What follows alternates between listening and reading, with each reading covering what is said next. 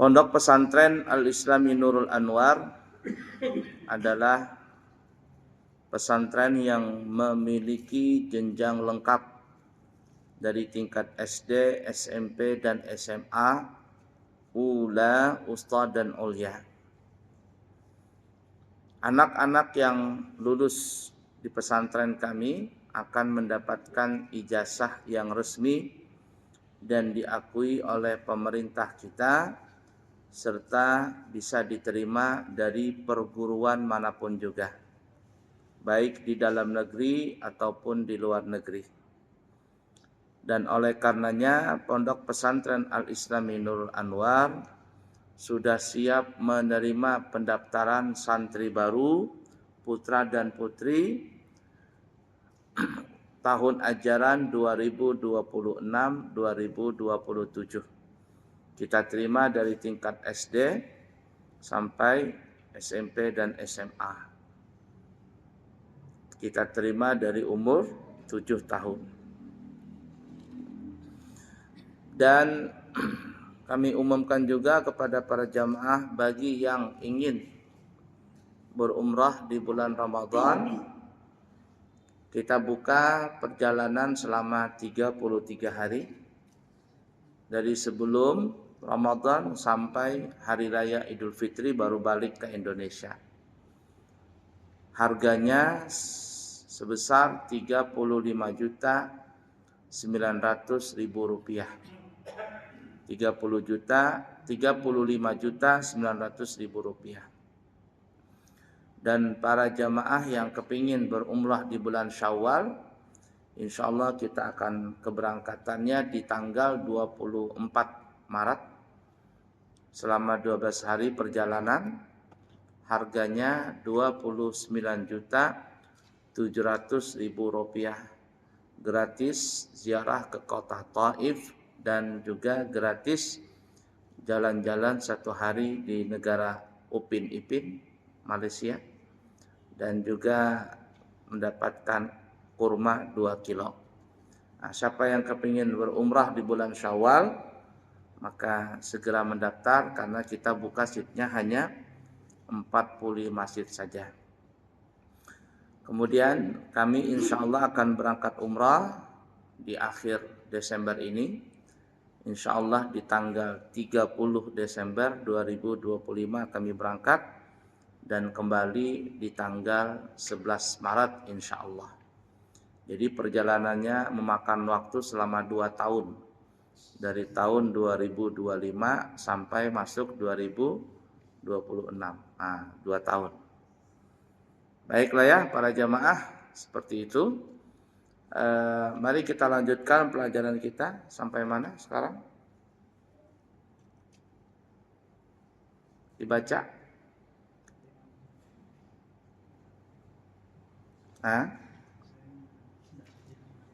Udah turun? Ayo, sampai mana?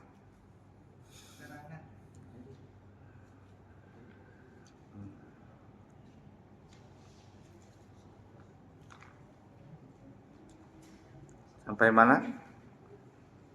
Nah, baru 2 minggu lupa, bagaimana setahun? Ya, oh ya sudah.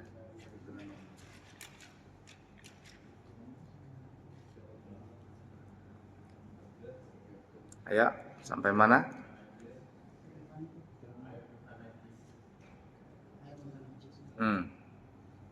Air mutanajis itu bercampur najis.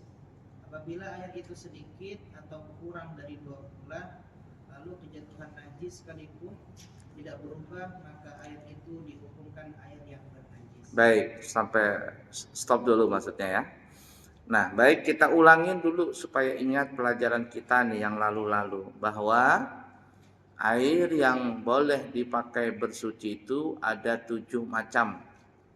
Yang boleh, yang dimaksud bersuci itu adalah berudu, mandi wajib, mandi sunnah, istinja, dan menghilangkan najis. 5 hal ini, wudu, mandi wajib, mandi sunnah, beristinja, menghilangkan najis di badan dan pakaian dan tempat. 5 hal ini semuanya menggunakan air. Nah, 5 hal itu disebut namanya bersuci memakai air. Air yang boleh dipakai bersuci itu ada 7 jenis, ada 7 macam. 3 dari langit, 4 dari bumi. 3 dari langit, hujan, salju, embun. 4 dari bumi, laut, sungai, sumur, dan sumber atau mata air. Nah, kemudian 7 macam air ini terbagi menjadi 3 bahagian. Yang pertama disebut ma'ul mutlak, air mutlak, air yang suci lagi mensucikan. Itu yang kita sudah bahas pada pertemuan yang lalu ya, yaitu yang 7 macam itu. Hujan, salju, embun, laut, sungai, sumur, sumber. Disebut namanya air mutlak, suci mensucikan. Arti suci, kena badan, pakaian, tempat boleh dibawa ke dalam sholat. Arti mensucikan, boleh dipakai berudu, mandi wajib, mandi sunnah, istinja, dan menghilangkan najis. Nah, itu yang disebut suci mensucikan. Kemudian yang kedua, dari bagian yang 7 macam itu disebut namanya ma'ul tahir ghairu mutahhir. Suci tetapi tidak bisa mensucikan. Suci tapi tidak bisa mensucikan. Maksudnya adalah kena badan, pakaian, tempat, itu boleh dibawa badan, pakaian, tempat ke dalam sholat. Boleh dibawa ke dalam sholat, baik dalam kondisi basah ataupun sudah kering. Tetapi air ini tidak bisa dipakai berudu, mandi wajib, mandi sunnah, berisinya menghilangkan najis. Itu nggak bisa. Nah, air yang suci tidak mensucikan ini terbagi 2 macam. Yang pertama adalah air mustakmal. Arti mustakmal adalah air yang telah dipakai untuk menghilangkan, untuk mengangkat basuhan wajib di dalam bersuci. Jadi yang mustakmal itu adalah basuhan pertama ketika membasuh wajah, tangan, kepala, kaki pada saat berudu. Mandi wajib yang mustakmal itu adalah basuhan pertama yang kena badan, itu yang mustakmal. Yang sudah keluar dari batas badan yang dibasuh, baik wudu ataupun mandi junub, maka air itulah yang disebut mustakmal. Sedangkan basuhan kedua, ketiga, keempat, dan seterusnya itu tidak lagi mustakmal. Nah, kemudian yang kedua, air yang suci tetapi tidak bisa dipakai bersuci itu adalah ma'ul mutaghayyir, air yang berubah dengan sebab benda yang suci, baik rasanya atau baunya atau warnanya. Apalagi 3-tiganya berubah, bau, rasa, warnanya berubah, maka air ini suci tetapi tidak mensucikan.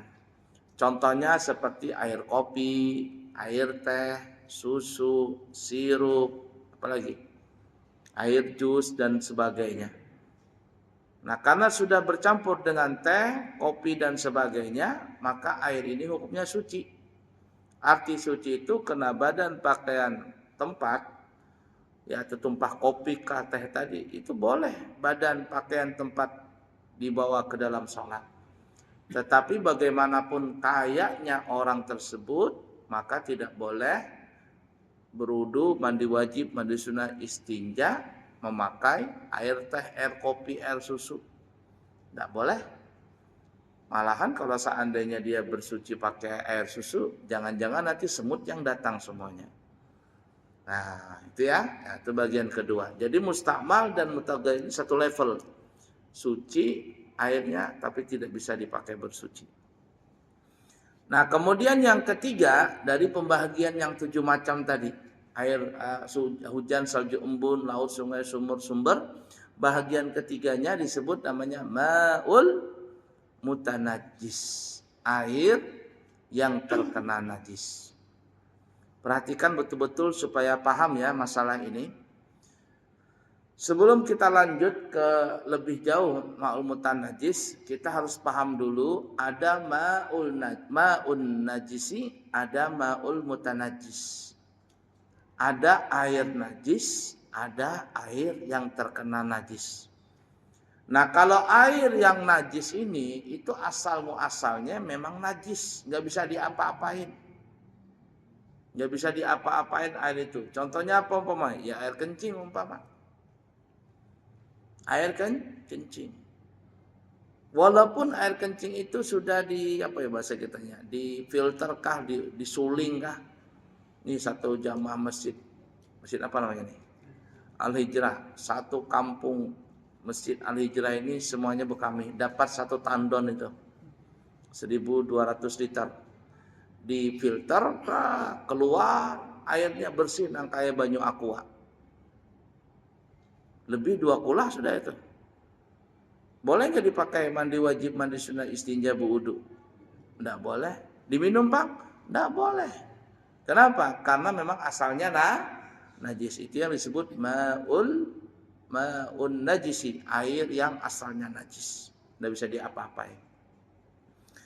Nah, beda yang kedua disebut namanya ma'ul mutanajjis, air yang terkena najis.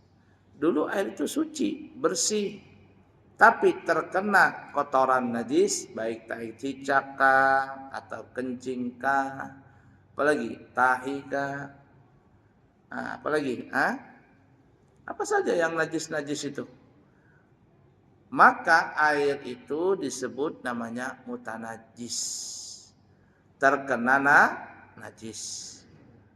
Tetapi ini ada penjabarannya.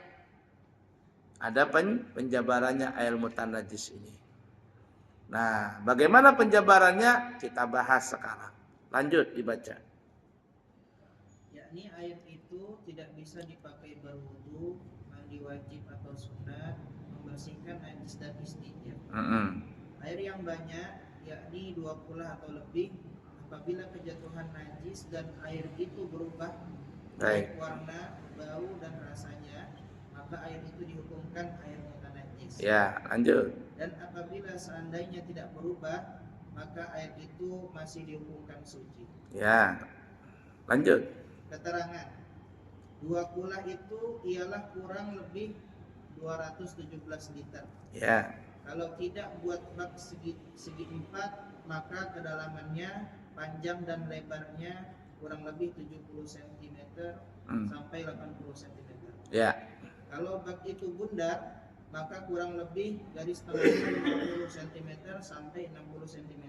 Ya. Dan kedalamannya kurang lebih 100 cm sampai 110 cm. Nah, kurang lebih segitu ya. Baik, perhatikan ini. Jadi bedanya mutaghayyir dengan mutanajis, kalau mutaghayyir air itu berubah dengan sebab benda apa? Yang suci. Kopi, teh itu benda-benda yang suci. Merubah air, baik rasa, warna dan baunya, apalagi tiga-tiganya, maka itu air disebut kopi, teh dan sebagainya, itu suci. Kena badan, pakaian, tempat, boleh dibawa ke dalam sholat, boleh bahkan diminum sama kita, tetapi nggak bisa dipakai wudu. Tapi kalau air yang mutanajis ini dengan sudah masuk kategori mutanajis dengan syarat-syarat yang kita akan sebutkan, yang kita akan bahas nanti, apabila disebut mutanajis, maka air ini nggak bisa diapa-apain. Diminum nggak boleh, kena badan, pakaian, tempat nggak boleh, kena najis semuanya. Disiramkan ke mobil, mobilnya jadi najis. Disiramkan ke motor, motornya jadi najis. Nggak bisa diapa-apain. Apalagi dipakai berwudu, mandi wajib, mandi sunnah, istinja. Wah, ini lebih jelas lagi, tidak bisa diapa-apain lagi. Tapi untuk permasalahan mutanajis ini perlu kita bahas dulu. Air yang terkena najis itu secara garis besar terbagi 2. 1, air yang kurang dari 2 kula. 2, air yang lebih dari 2 kula. 2 kula atau lebih maksudnya. Nah, ini perlu dibahas ya. Perlu dimengerti dulu, dipahami.